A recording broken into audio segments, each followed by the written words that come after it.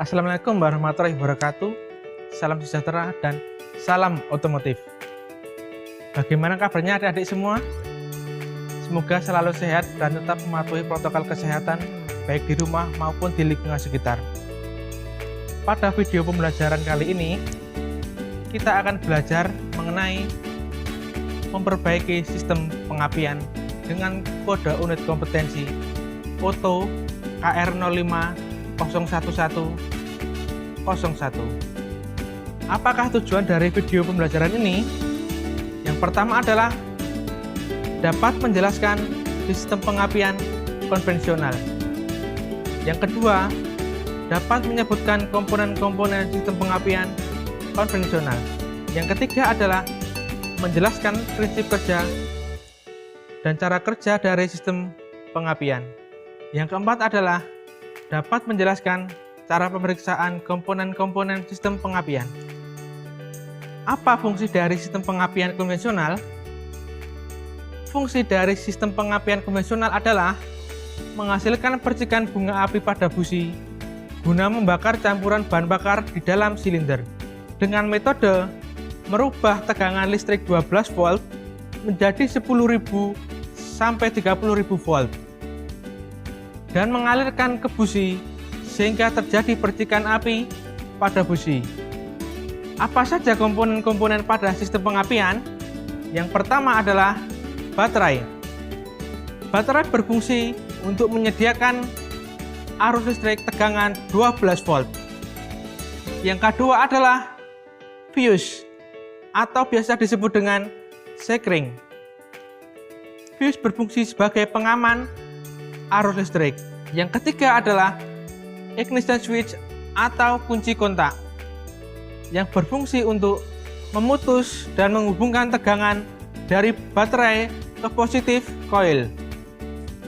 Yang keempat adalah ignition coil atau biasa disebut dengan coil pengapian. Apa fungsi dari ignition coil? Ignition coil berfungsi untuk menaikkan tegangan rendah, yaitu dari baterai 12 volt untuk mencapai tegangan yang dibutuhkan oleh pengapian, yaitu lebih dari 10.000 volt sampai 30.000 volt. Di dalam ignition coil ada dua kumparan. Yang pertama adalah kumparan primer dan yang kedua adalah kumparan sekunder. Kumparan primer berfungsi untuk menciptakan medan magnet dengan ukuran penampang lebih besar namun dengan jumlah gulungan yang lebih sedikit, yaitu sekitar 400 gulungan. Untuk kumparan sekunder berfungsi merubah induksi menjadi tegangan tinggi dengan penampang kawat ukuran lebih kecil namun jumlah gulungan lebih banyak, yaitu kurang lebih 30.000 gulungan. Komponen yang kelima adalah kabel tegangan tinggi. Kabel tegangan tinggi berfungsi sebagai pengantar arus listrik bertegangan tinggi dari distributor ke setiap masing-masing busi. Komponen yang keenam adalah busi. Apakah fungsi dari busi? Busi berfungsi untuk memercikan bunga api ketika dialiri oleh arus listrik tegangan tinggi oleh ignition coil. Komponen yang ketujuh adalah distributor. Fungsi dari distributor adalah untuk mendistribusikan listrik tegangan tinggi yang dihasilkan oleh ignition coil sesuai dengan firing order atau urutan pengapian. Selanjutnya, kita akan membahas bagaimana cara kerja dari sistem pengapian konvensional. Bagaimana cara sistem pengapian konvensional bekerja? Yang pertama adalah pada saat kunci kontak posisi on dan platina menutup. Pada saat kunci kontak on dan platina posisi tertutup, maka akan terjadi rangkaian tertutup pada sirkuit rangkaian primer, sehingga arus akan mengalir dari plus baterai atau aki menuju ke kunci kontak. Kemudian arus dari kunci kontak akan menuju ke kumparan primer coil.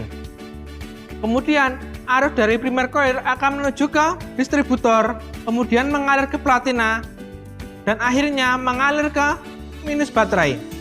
Pada saat terjadi rangkaian tertutup, maka rangkaian primer coil akan terbentuk medan magnet. Dari yang awalnya tidak ada kemagnetan, karena dialiri oleh arus listrik, maka akan timbul tegangan induksi pada rangkaian sekunder. Tetapi tegangan induksi yang dihasilkan ini memiliki tegangan yang rendah, sehingga tidak terjadi loncatan bunga api pada busi. Selanjutnya adalah pada saat kunci kontak on dan platina terbuka. Pada saat kunci kontak on dan platina posisi terbuka, maka aliran arus primer yang mengalir dari baterai menuju ke massa akan terbuka karena efek dari platina yang membuka. Pada kondisi ini akan terjadi perubahan medan magnet, atau biasa juga disebut dengan medan magnet jatuh. Pada saat terjadi perubahan medan magnet yang sangat cepat dan hanya terjadi sementara, maka akan timbul tegangan induksi diri baik dari rangkaian primer maupun rangkaian sekunder. Pada rangkaian primer, tegangan induksi yang dihasilkan adalah sekitar 400 volt. Sedangkan pada rangkaian sekunder, tegangan induksi yang dihasilkan mencapai 20.000 volt. Tegangan induksi pada primer coil akan diserap oleh kapasitor atau yang tadi kita sebut dengan kondensor. Sedangkan tegangan tinggi yang dihasilkan oleh sekunder coil akan dimanfaatkan untuk menghasilkan loncatan bunga api pada busi. Sekian pembahasan untuk sistem pengapian kali ini. Untuk selanjutnya akan dilanjutkan oleh sesi praktek. Selamat menyaksikan. Selanjutnya kita akan memasuki sesi praktek memperbaiki sistem pengapian.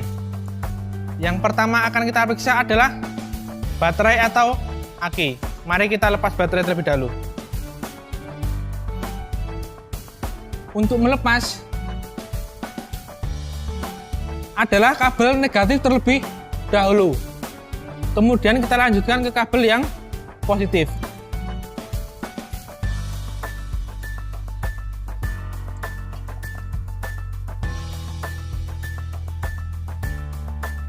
Selanjutnya adalah kita akan mengukur tegangan baterai. Untuk memeriksa baterai menggunakan automotive meter ini, yang pertama adalah kita memilih selektor pada posisi DC volt.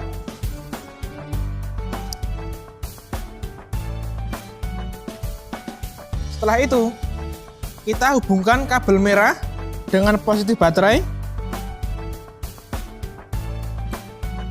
Kemudian kabel hitam dengan negatif baterai. Di sini dapat kita lihat bahwa tegangan baterai adalah 12,63 volt. Berarti baterai masih dalam keadaan yang baik. Jika tegangan baterai kurang dari 12 volt, berarti baterai dalam keadaan yang kurang baik. Perlu dilakukan pengecasan. Selanjutnya adalah pemeriksaan koil pengapian. Pilih selektor pada posisi ohm. Kemudian kabel positif kita hubungkan dengan positif coil. Selanjutnya, kabel negatif kita hubungkan dengan terminal negatif coil. Baca hasil pengukuran, kemudian bandingkan dengan spek pada buku manual. Untuk pemeriksaan tahanan sekunder coil, lepas kabel terminal tegangan tinggi pada coil. Dan jangan lupa memilih selektor pada posisi ohm. Kemudian, hubungkan kabel merah dengan terminal positif coil dan kabel hitam dengan terminal tegangan tinggi coil.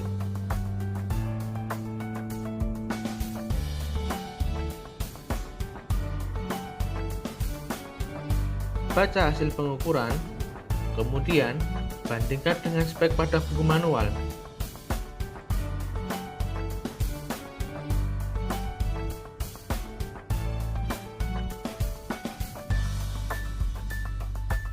Oke, selanjutnya adalah pemeriksaan keadaan terminal kabel tegangan tinggi.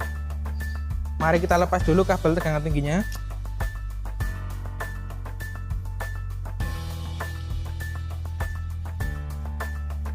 Kemudian kita taruh dalam meja. Pertama, posisikan selektor pada posisi ohm. Kemudian, lepas kabel busi dan hubungkan kabel merah dan kabel hitam dengan setiap ujung kabel busi. Kemudian, baca hasil pengukuran dan bandingkan dengan spek pada buku manual.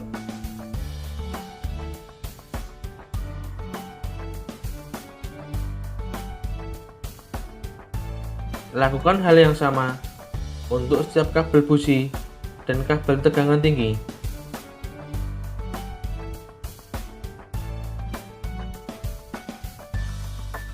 Selanjutnya adalah pemeriksaan tutup distributor. Periksa tutup distributor dari kemungkinan 1. Retak, cacat, berkarat, terbakar, atau lubang kabel kotor. 2. Terminal elektroda terbakar. Yang ketiga, gas bagian tengah lemah. Selanjutnya adalah pemeriksaan governor advancer, yaitu dengan cara kita memutar rotor searah jarum jam. Jika rotor dapat berbalik, berarti governor dalam keadaan yang baik.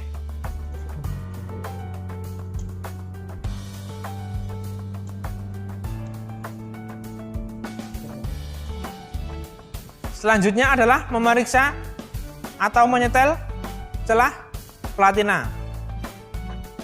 Untuk menyetel celah platina, putar puli poros engkol sampai posisi menutup sempurna.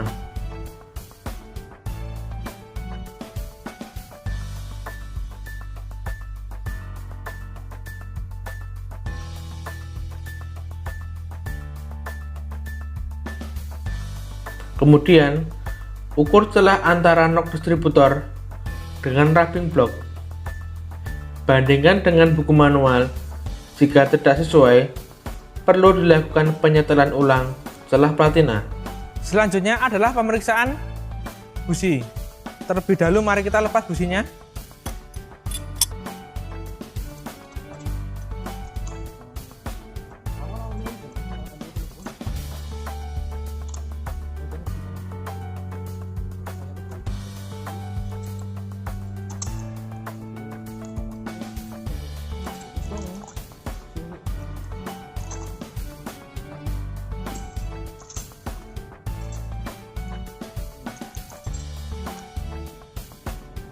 Periksa busi dari kotoran dan kerusakan yang terjadi pada setiap bagian-bagian busi. Bersihkan busi jika terdapat kotoran pada busi.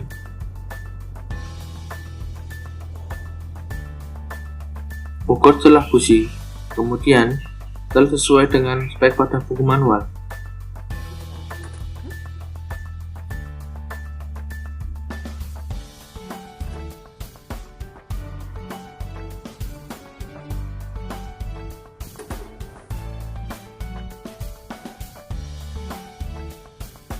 Selanjutnya, kita akan memeriksa saat pengapian. Oke, yang pertama adalah kita menghidupkan mesin.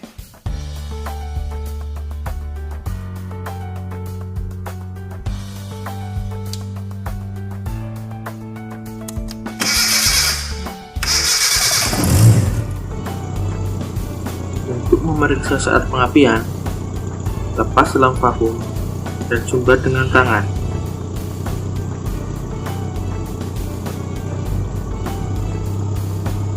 Kemudian, pasang penjepit pickup induktif pada kabel busi nomor 1.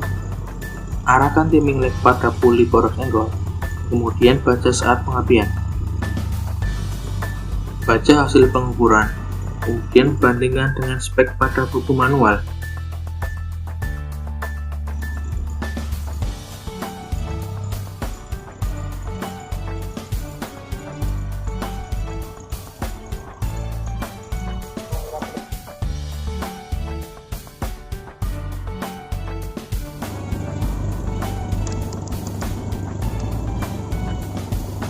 Posisikan selektor pada duel 4 silinder. Kemudian, hubungkan kabel merah dengan negatif coil dan kabel hitam dengan massa mesin. Baca hasil pengukuran, kemudian bandingkan dengan spek pada buku manual.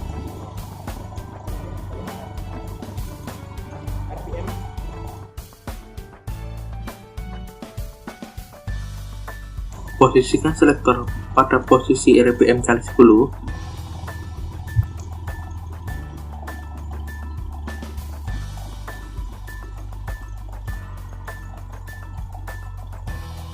Kemudian, hubungkan kabel merah dengan negatif coil dan kabel hitam dengan massa mesin. Baca hasil pengukuran, kemudian bandingkan dengan spek pada buku manual.